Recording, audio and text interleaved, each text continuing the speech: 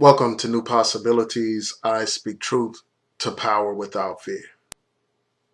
This video is probably going to be pretty long, so you're going to have to bear with me because there's a lot of things to deconstruct, a lot of arguments to make, and this issue is so important that I felt the need to do this video. And the reason why this issue is important, because Boyce Watkins is a man who has great influence.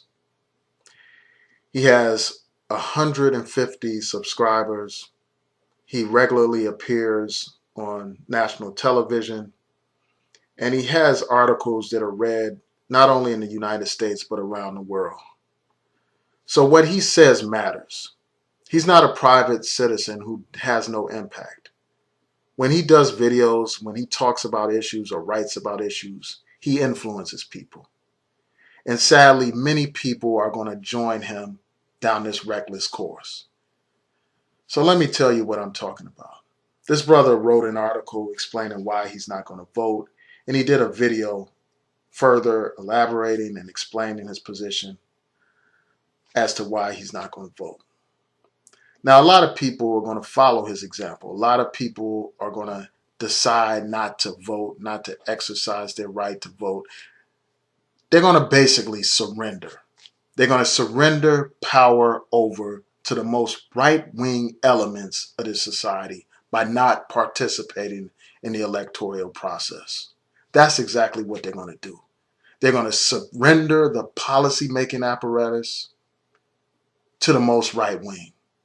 They're going to surrender the judiciary to the right-wing elements of the society. They're going to surrender the decision as to who will be the next executive in the White House. They're going to surrender that decision-making over to the very people that they label as so-called white supremacists.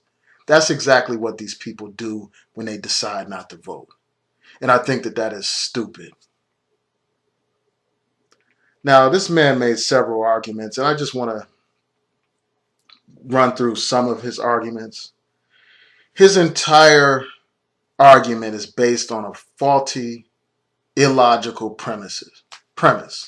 This man presents this idea as if the only options in this election are Democrats and Republicans. His whole analysis focuses on that. He talks about how he doesn't support Hillary and how he doesn't support Donald Trump. And I completely understand. I don't support either one of those candidates as well. But his analysis does not consider the fact that you have third-party candidates running in this election. He doesn't even discuss that. He mentions third parties in passing towards the very end of his video. And I think that that's a major flaw in his argument, because he talks about how none of these parties are embracing our positions and blah, blah, blah. But there is a third party that is in alignment with a lot of our positions. A lot of our positions about police brutality, about the problem of mass incarceration, and even about the issue of reparations. This brother Boyce Watkins was whining about how the Democrats don't support reparations. Well, there is a party that does, the Green Party. And if you really support reparations, why don't you support the Green Party? A party that openly and proudly supports reparations. So that's the major flaw in his argument. He went on to talk about how our ancestors died for the right to vote, not the obligation to vote. And that's true. They didn't die so that we would be forced to vote for Hillary or Donald Trump. But it's intelligent to realize the sacrifice that our ancestors made in order for us to vote. They sacrificed their very lives so that we could vote. They faced the police dogs, they faced the tear gas, they faced the batons upside their heads, they faced the bullets. Medgar Evers died in front of his house. Those 3 civil rights workers were killed for the right to vote, so that we could exercise our right to vote. We do them a grave disservice when we don't exercise that right. Now, I've made it clear I don't support Hillary Clinton or Donald Trump. I've done that in countless videos. So this is not that false dilemma that Boyce Watkins is presenting. You have plenty of options. If you don't support the Green Party, you have a Libertarian Party, you have socialists and communists and all these other third parties that are running. So you have plenty of choices to choose from. So the idea of sitting out this election is a grave disservice to our ancestors. Now I want to address this issue of policy. Now, Boyce Watkins said that the future of the black community is not about the next election. It's about the next 100 elections. Yes, every election matters. It's not just this single election. But this single election can impact our lives directly. It can. When we look at the power of the federal government, when we look at the power of the state and local governments, this man doesn't even address that question. The question of local elections, state elections. He doesn't address that at all in his analysis. And that's a major flaw in his arguments. But let's talk about this election and its impact on black people. You have a candidate right now, Donald Trump, who supports stop and frisk in the black community, who supports racial profiling. How can you possibly utter the words that this will have no impact on our lives? This is a man who supports Supreme Court justices like Scalia. He wants to appoint people like that to the Supreme Court. You are a fool if you don't think that that won't have any impact on our lives. Because of justices like Scalia, we no longer have the Section 4 of the voting rights in place right now. So now these right-wing states are able to enact laws that suppress our vote. So that brings me to another point. If our vote did not have value, why would these politicians, these right-wing politicians, go out of their way to suppress our vote? To suppress our vote in places like North Carolina? Why would they do that if our vote didn't have value? To suppress our vote in places like Texas? Why would they do that if our vote did not matter? There is a reason why during the Jim Crow era they prevented black people from voting. There's a reason for that. Because they knew that with the vote came power. They knew that with the vote we could change policies that affect our lives. The whole Jim Crow system of separate and unequal would not survive in the South when black people had their right to vote. So for that reason, they stood in the way of that progress. They fought tooth and nail to prevent us from voting. That's what they did for a reason. For a reason. So this election matters. It'll matter when the president appoints the head of the Justice Department. A Justice Department that investigates police brutality, that investigates discrimination, whether it's in housing and voting and other important areas. It will matter then who's in the White House. That will matter. This man talked about how pooling our dollars can have more influence than electing officials or voting. Now, I don't downplay the importance of pooling dollars. I don't. But did pooling dollars prevent our enemy from destroying Black Wall Street? Did pooling dollars prevent all those other race riots that took place in prosperous black communities? Did pooling dollars prevent them from lynching us? Black capitalism is good for a few black individuals, but it is not a solution to every single problem that exists in our communities. It simply isn't. And that's something that Boyce Watkins fails to understand. Now, he talked about how you can create policies yourself, and he went on to say something that was really outrageous. Now, when he was talking about creating policies for yourself, he was talking about policies with respect to how you spend money, what with respect to how you conduct your household, and all this and that. And then he went on to say that the policies that impact our communities the most won't be the policies made by white supremacists.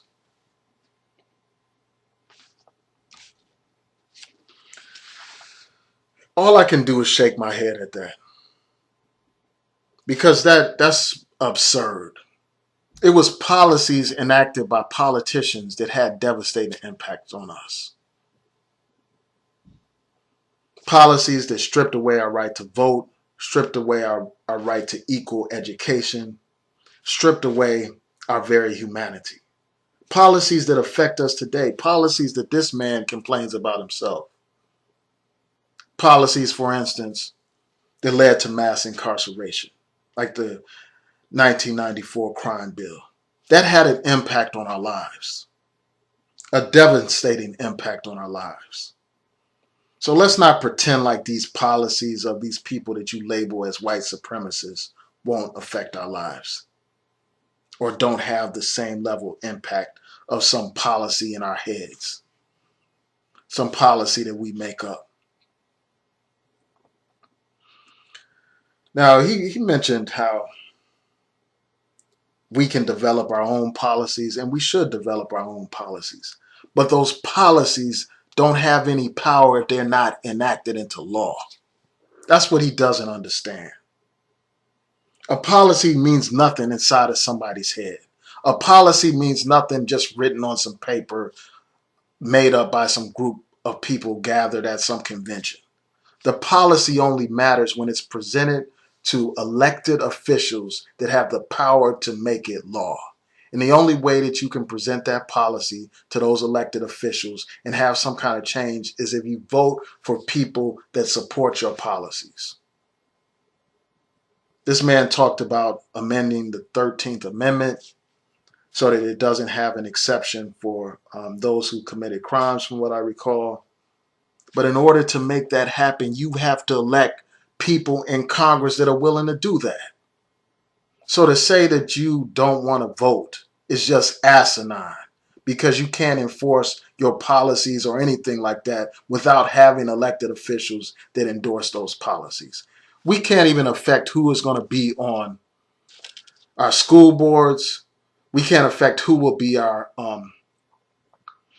police chief or our prosecutors if we don't participate in the electoral process. That's something that he failed to discuss in his video and in his article. This man also said something that I often hear these people say without any kind of basis in fact or reality. They just say it. I don't know if they say it because it just feels good to say this or not, because it fits into this ridiculous, exaggerated narrative. I don't know if that's what it is. But the fact of the matter is, people keep constantly saying that black people have received nothing under Obama. He has done nothing for them. And they also say that black people have suffered more under Obama. And this is something that Donald Trump has put out there as well to try to convince these ignorant people to support Donald Trump. But it's just simply not true. It's non-factual. It's not based in reality. And I'm just going to cite a couple of examples of how black people are not worse off under Obama. And I'm going to limit my examples to economics, citing an article in moneycnn.com. And I'll post a link in the description box so that you can read it yourself. But it just makes it obvious and clear that the idea that Obama has made black people suffer worse than Bush is just not true. It's false. Now, according to this article, it points out how that when Obama took office, unemployment among black teenagers was at 35.3%. In February 2016, that was down by over 10 percentage points. It was down to 23.3%. And I'm not saying that that's good by any stretch of the imagination, but it's not worse than when Bush was in office. The numbers make that abundantly clear. Now, black unemployment when Obama took office was at 12.7%. In February 2016, that was down to 8.8%. So how in the hell did the black community suffer worse under Obama than Bush? Now, when it comes to poverty,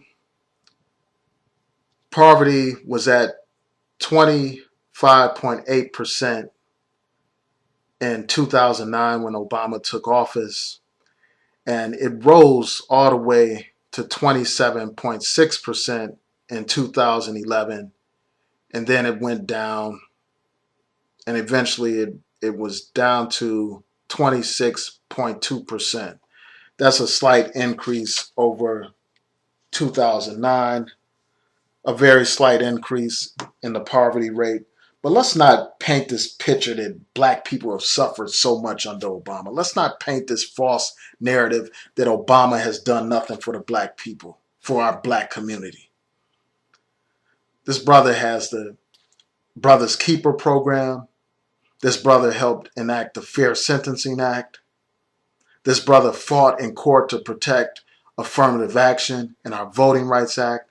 This brother, through his Justice Department, has fought to investigate incidents of police brutality. They have reached settlement agreements in Ferguson and Baltimore and other cities with respect to policing in our communities. The president has commuted the sentences and pardoned more black people than any other president before him. Many of the people that he pardoned are African American. I'll post a link to that article as well. This brother has done a lot of good things, and we can't ignore that, and we can't pretend like that didn't happen. And we can't pretend like both of these parties are identical. We just can't do that. You have a candidate that supports stop and frisk, as I said before, and a party that doesn't support it. You have a party that opposes affirmative action and a party that supports affirmative action. You have a party that supports voter suppression and a party that doesn't support voter suppression. You have a party that enacted some healthcare reforms and a party that vehemently opposes healthcare reforms. So let's not pretend like these two parties are the same, because they're not the same. And these policies that these parties and these politicians enact affect our lives. So when somebody tells you not to vote, they're speaking out of ignorance. They're speaking out of stupidity. Now, this whole idea that withholding your vote will somehow influence politicians, that idea doesn't make any kind of sense at all. You know, I know that he drew these analogies about a woman and her choosing certain boyfriends and all this and that. How if she holds out, her suitors will do more to appease her and pander to her needs. I don't think, first of all, that we should surrender our vote and just, well, not surrender, but give our vote to a party or a candidate unconditionally. I don't think we should do that. But there's a difference between not just giving up your vote to a particular party and deciding not to vote at all. There's a difference between those two things, a stark difference. When you don't vote, People don't take you seriously. Politicians do not come to pander to you or to try to please you or to try to get your support if they realize you don't vote. Because when you don't vote, you don't matter to these politicians. You simply don't. Your interests are irrelevant to them. They don't even have to pretend like they support your interests if you don't vote. There's a reason why these politicians appear at churches.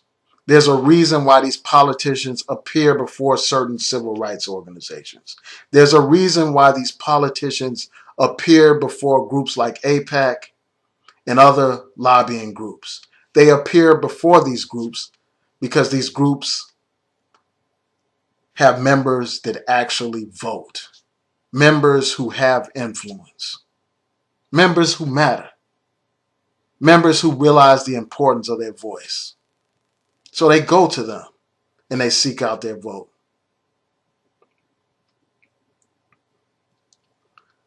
See, we need to, instead of just abandoning the election and not voting and surrendering to the most right-wing elements, what we need to do is have an agenda. And there are plenty of groups that do have agendas. And we need to present that agenda to the politicians and demand that they support it. And ask them what is their position on these different items. And if they don't support our agenda, we don't support them, period. That's how it has to be. By simply sitting it out and saying, well, I'm not going to vote, that doesn't have any kind of influence, especially when you have not presented any kind of agenda to any of these politicians. And that's the position that people like Boyce Watkins are in. I'm not aware of him presenting an agenda.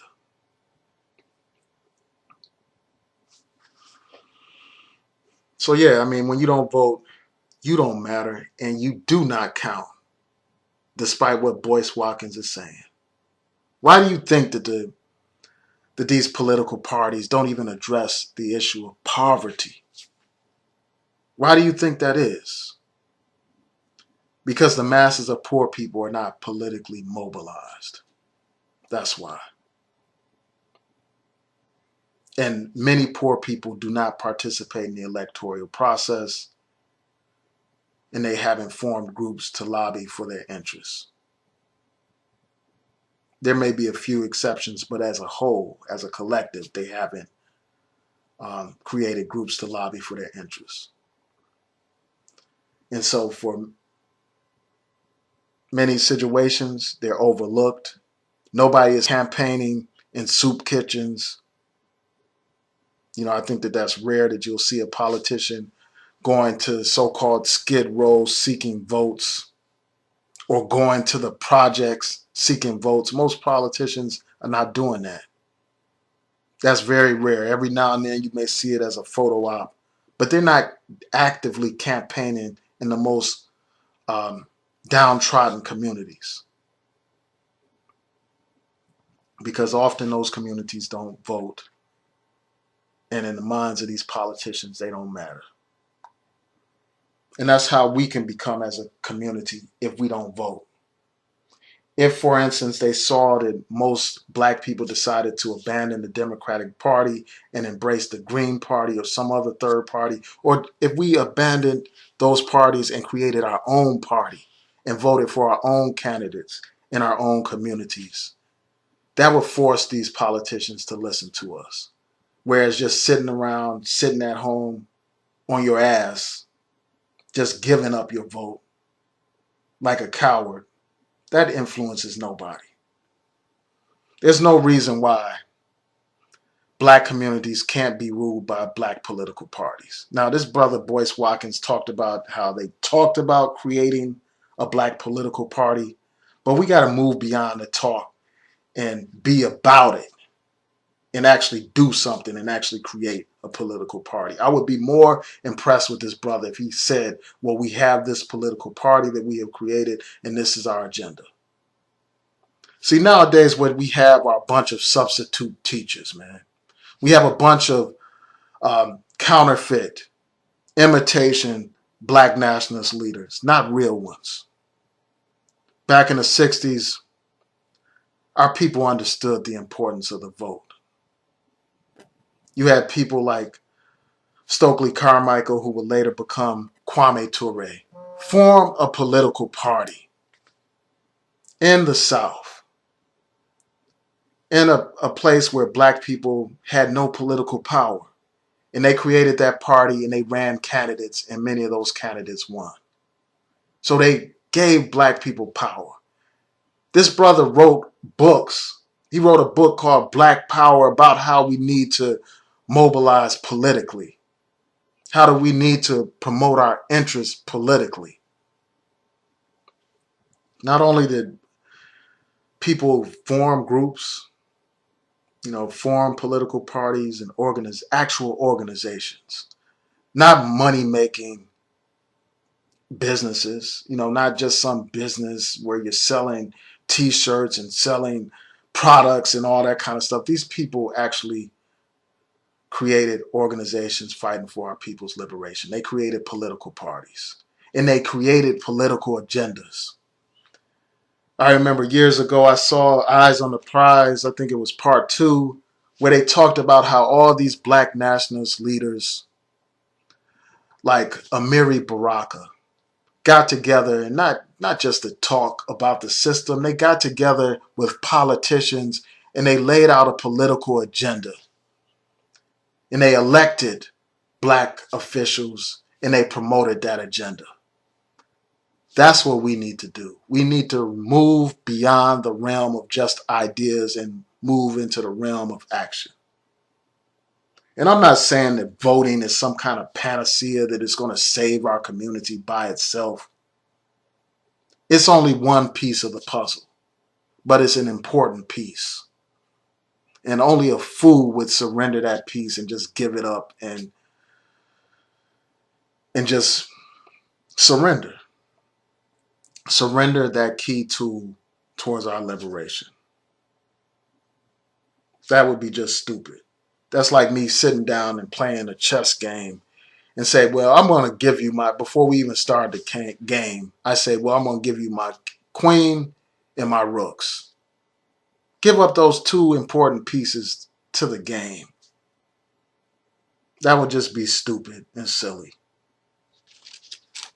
And before I go, I just want to make it absolutely clear, I don't support Hillary Clinton or Donald Trump. And I don't believe that we should just give our support to the Democratic Party unconditionally, because that does lead to a situation of powerlessness. It does lead to a situation where our influence is substantially diminished. That's what it creates when we unconditionally support a political party. They should compete for our vote. That point I agree with. But the only way to get them to compete is to make them realize that we do vote and we do have the option to vote for somebody other than those two parties. That's how you influence people. And to a certain degree, the Republican Party was forced to deal with this question after the election in, I think it was, 2012, after that election, when they saw how horrible they did among Hispanics. And apparently they didn't learn anything from that, because they're running a candidate who is openly opposed to immigrant groups and all that kind of stuff, who's made anti-Latino and Mexican statements. So they haven't learned from that lesson yet. But after that election in 2012, they thought about how they could appeal to Hispanics. And perhaps if these Democrats lose because we vote third party, perhaps that will influence them to deal with our issues. So those are my thoughts on this. I welcome your comments and your feedback. Please rate, comment, and subscribe. Peace.